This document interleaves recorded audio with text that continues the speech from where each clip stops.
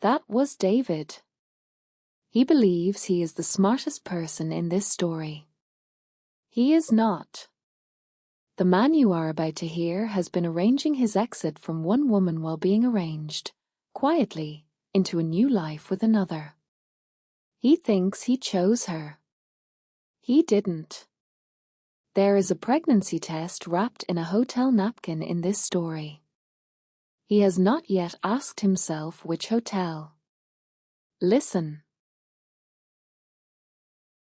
She is going to tell you I broke her heart. She would be telling the truth. My name is Marco. I am a divorce attorney. I spent 12 years learning the precise legal language of two people unmaking each other. None of it helped me explain to Elena why I had to leave a hotel room on a Tuesday afternoon. I'm going to explain it to you now. I owe one of us that much. I moved back to the city 14 months ago. I was rebuilding my life with a discipline I had not previously possessed. I had a daughter. I had visitation every other weekend. I had signed the school enrollment papers the morning I went to Elena's anniversary party. I was not looking for an affair. I want you to believe that, even though I am aware that men who say that are usually lying. I had loved Elena once. Not in the way I am about to describe loving her. In the small way that a 22-year-old can love. We had almost dated. I let her go without a fight. I have thought about that decision more times than I want to admit. The night of her party, I arrived late. She was wearing a dress her husband had not bought her. She kissed me on both cheeks and we spent 40 minutes by the bar talking about a building I had not seen in years. She did not flirt. She did not have to. I went home alone. I called my sister and told her I had seen Elena. My sister said, "Don't." I said, "I'm not going to." Elite. I did not know I was lying. I am aware now. 3 weeks later, I texted her about a property. It was real. I was considering buying it. It was also a pretext. She understood it was a pretext. She came anyway. We had coffee. The coffee became lunch. The lunch became a walk through a neighborhood I had not been in for years, and she pointed out 3 buildings I had walked past 100 times and never noticed, and I went home and could not remember the last time someone had shown me anything I had not already seen. The hotel was my idea. I want you to know that. She did not push. She said no the first time. I let her say no. She said yes the second time. Room 412. The 4th floor of a hotel I had once used for a client meeting. It was anonymous. Expensive enough to feel like a decision. Cheap enough not to feel like a performance. I had chosen it carefully and I have thought since about why a man chooses an affair hotel carefully. I think it is because the small decisions are the ones we can still be honest about. The large ones we lie about. I want to tell you about Elena in that room. She was funnier than I remembered from college. She had a private vocabulary. Words she used only with me, only in that room, words I had not heard her use at the party or in coffee. They were small words. Yes. Wait. Yes again. Don't move. They became a kind of geography we visited together for 8 months. I am not going to describe the rest. There is nothing useful for you in the description of 2 people sleeping with each other. There is everything useful in what I am going to tell you next. I had a second life happening at the same time. I had not told Elena. I had not told myself for a while. Her name was Julia. She was my ex-wife. Julia called me 4 months ago. I had not heard her voice in 2 years. She said she wanted to apologize for how the divorce ended. I went to meet her because I had unfinished business with that apology. I had wanted it for a long time. We talked for 4 hours. I went home alone. 2 weeks later, we slept together. I told myself it was closure. I told myself that for 6 weeks. Then I realized I was not telling myself that anymore. I want to be clear with you, because I have not been clear with anyone. I did not love Elena less because Julia came back. I loved them differently. Elena was the life I had not chosen.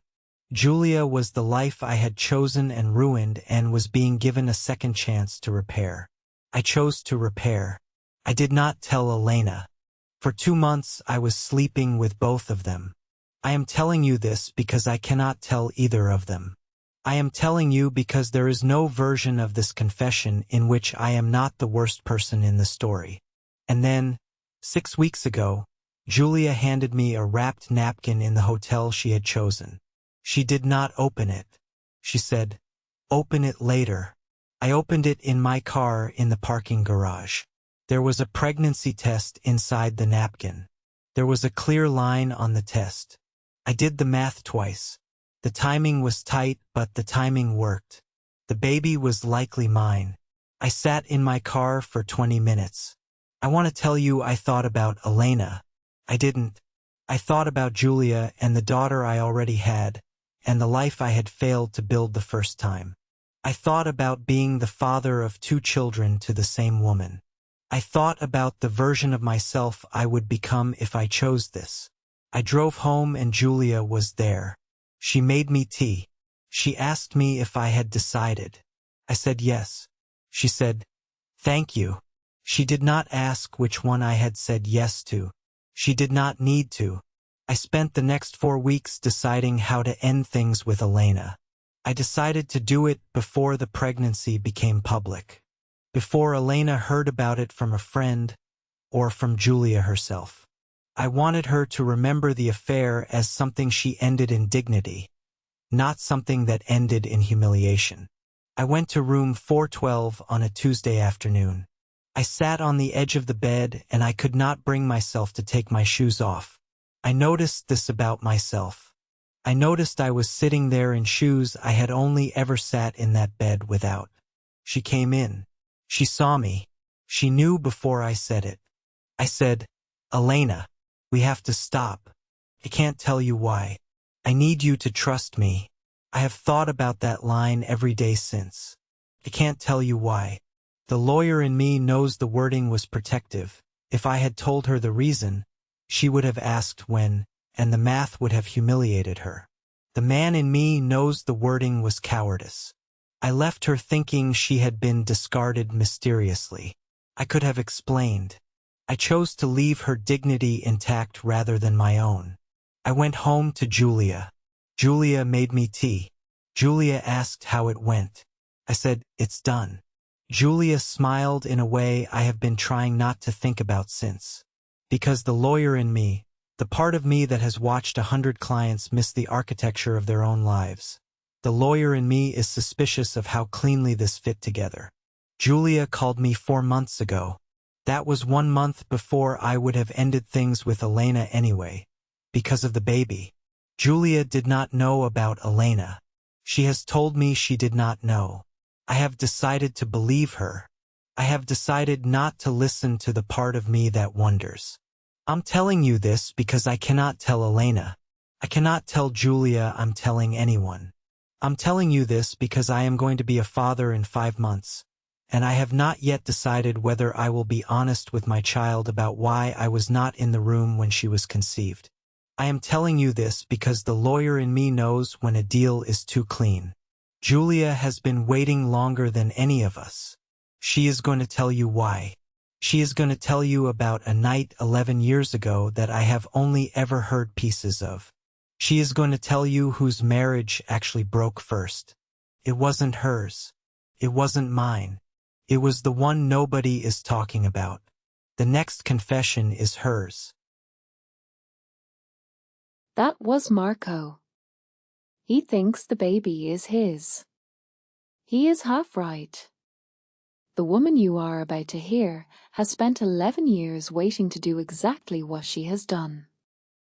She has not yet realized she has been waiting for the wrong reason. She has not yet realized she has been angry at the wrong person. There is a wine glass at a bar at 3 in the morning. There was a man sitting in front of that glass 3 months ago. He is married to someone you have not yet met. Listen.